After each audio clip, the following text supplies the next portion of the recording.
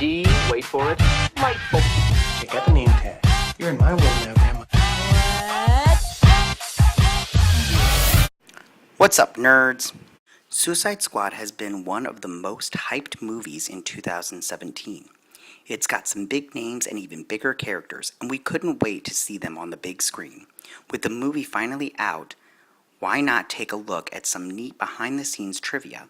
Despite all the interviews with the stars, there are still things that haven't been released yet, but I've gathered them all for you. So grab your baseball bat and stock up on some ammunition and enjoy.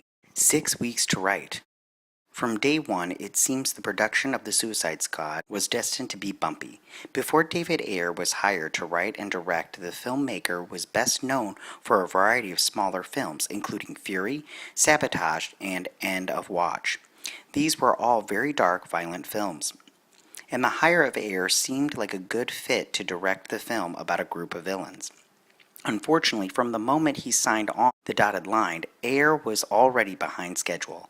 According to numerous reports, Warner Brothers had deals with merchandising companies and a small window of time with the cast, which meant that Ayer was only going to have 6 weeks to write the script.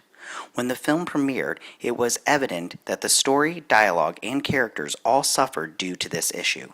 Sadly, we'll never know what type of film Ayer could have had enough time to develop the script. Many people had a problem with Ayer's script, citing the villain being the Enchantress. Later, Ayer would go on his Twitter to post, "Believe me, I apologize over this. Yes, Joker should have been the main bad." Ryan Gosling as the Joker. One of the most controversial aspects of Suicide Squad is the performance of Jared Leto as the Joker. Sadly, Leto was written off by many fans even before they saw one frame of the finished film. After the first photo was released of the Joker, fans freaked out due to the character's big departure from anything seen in the comics. However, maybe that would have been different if Warner Brothers had its first choice for the role. Actor Ryan Gosling isn't the first person you'd think of when thinking about actors that would be a great Joker. That didn't stop Warner Brothers from desperately trying to hire Gosling for the role. Sadly, Gosling was worried about committing to a large franchise film with clear sequel plans, so he passed. Would Gosling's Joker have been the showy tattooed Joker that Leto gave us? Who knows, but unfortunately we'll never find out. Massive reshoots. Reshoots are a common occurrence for superhero films. Marvel Studio has always scheduled chunks of time for reshoots even before it starts. However, the reshooting surrounding Suicide Squad were a little different, and you have Batman vs. Superman: Dawn of Justice to thank for that. After BVS debuted in March, critics killed the film. Fans came out to support the movie, but ultimately the film was seen as a bit of a failure, and the dark tone of the movie was to blame. Warner Brothers heard the criticisms and decided to focus their Suicide Squad reshoots on adding a bit more levity to the film. This course correction led to a bit of a debate behind the scenes, with David Ayer wanting to keep his darker tone. However, the studio won that argument, and in the final film, you can see that shift from Batman vs. Superman's darkness to a much more fun Suicide Squad. Different Rick Flag. When the initial casting was announced for Suicide Squad, Tom Hardy was announced as Rick Flag.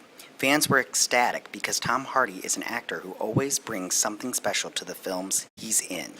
Unfortunately, due to scheduling conflicts, Hardy had to drop out of the cast. That left a big hole in the cast to fill, and Warner Brothers went to the top of the A-list to find a replacement. Enter Jake Gyllenhaal. After Hardy dropped out, Gyllenhaal was approached for the role. However, for some unknown reason, Gyllenhaal decided that he would decline the role. Then Warner Brothers looked at actors Joel Edgerton and John Barenthal. We're not sure if either of them were offered the role, but we know that relatively unknown actor Joel Kinnaman ended up landing it. Multiple editors. It's a common saying in a film industry that a movie is created 3 different times. First in the script, second in the filming, third and final when the film is edited. There is no greater example of this than in Suicide Squad. After massive reshoots hoping to add some levity to the film, David Ayer still turned in a version that was fairly close to his dark sensibilities. Warner Brothers, hoping for something a little different and seeing how well the trailers were received by fans, approached Trailer Park, the company behind the trailers, to do its own edit. The result were two wildly different versions of the film. The studio screened them for audience, but still couldn't come to a conclusion on which version was best, so it decided to have its cake and eat it too, and created a third version combining both cuts. The result is an edit that is clearly Frankenstein together for better or worse. Oprah as Amanda Waller. People might not realize it, but Oprah Winfrey is an Academy Award nominated actress. Back in 1985, her role in The Color Purple earned her a coveted Oscar nomination. However, in recent years, her acting career has been reduced quite a bit, with only a few small roles. When Warner Brothers was casting the role of Amanda Waller, the fairly evil creator of the Suicide Squad, the studio decided to give Winfrey a call. After speaking to Winfrey as well as actresses Octavia Spencer and Viola Davis, the studio had Oprah as its top choice for the role. We're not exactly sure what happened, but Winfrey declined the role. Joker on the cutting room floor. Throughout the course of promoting Suicide Squad, actor Jared Leto was far from shy with divulging behind-the-scenes secrets. In the trailers, Leto's Joker was featured front and center. It was assumed that he was in fact the film's main villain. However, when fans watched the finished film, they were a bit stunned to see that the Joker is barely in Suicide Squad. That isn't due to a lack of footage though. According to Leto, there was quite a bit on the cutting room floor. There were so many scenes that got cut from the movie, I couldn't even start, said the actor. In another interview, Leto even said there's enough cut scenes to make an entire Joker film. King Shark instead of Killer Croc. When the Suicide Squad film was announced, comic book fans wondered just which characters would show up in the film. The cast of villains has changed quite a bit over the years in the comics, so there was plenty for the studio to choose from. One such character was King Shark. Writer-director David Ayer initially wanted King Shark in the film, but ultimately decided on another animalistic character. In an interview, he said, "One of the characters I was thinking about for the Suicide Squad lineup was actually King Shark, but we realized it would take a lot of CGI work. I wasn't quite comfortable having a full CG character. We actually ended up going with Killer Croc, who turned out to be the right guy for the job." The trailer leaked. Every step of the marketing plan of a huge superhero movie is meticulously planned. No studio wants anything leaked ahead of time. So, when the Suicide Squad sizzle reel from the 2015 San Diego Comic-Con was leaked online, Warner Brothers was not pleased. The footage that leaked was poor quality, but went viral. Warner Brothers decided to release a high-quality version of the footage just to make sure that the pirated version would go away. In hindsight, you can see why Warner Brothers probably didn't want the footage to leak. The footage shown a full year before the release date is very different from the finished film. It's dark, somber, and nowhere near as kinetic as the promotional materials eventually released. If you watch that trailer today, it feels almost like a fan-made alternate version of the film. Arrow had to kill off the Suicide Squad. There was a forgotten victim to the Suicide Squad big screen success, the CW's Arrow. The TV show was actually the first place to feature the Suicide Squad in live action, with Deadshot and company showing up in major storylines on the show.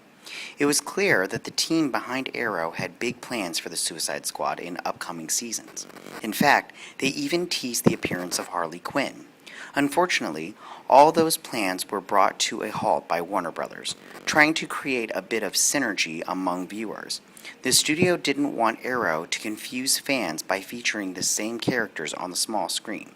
So, in a quick story on the show, the Suicide Squad was killed off. All the plans that involved Harley Quinn, Deadshot, and the others were shelved.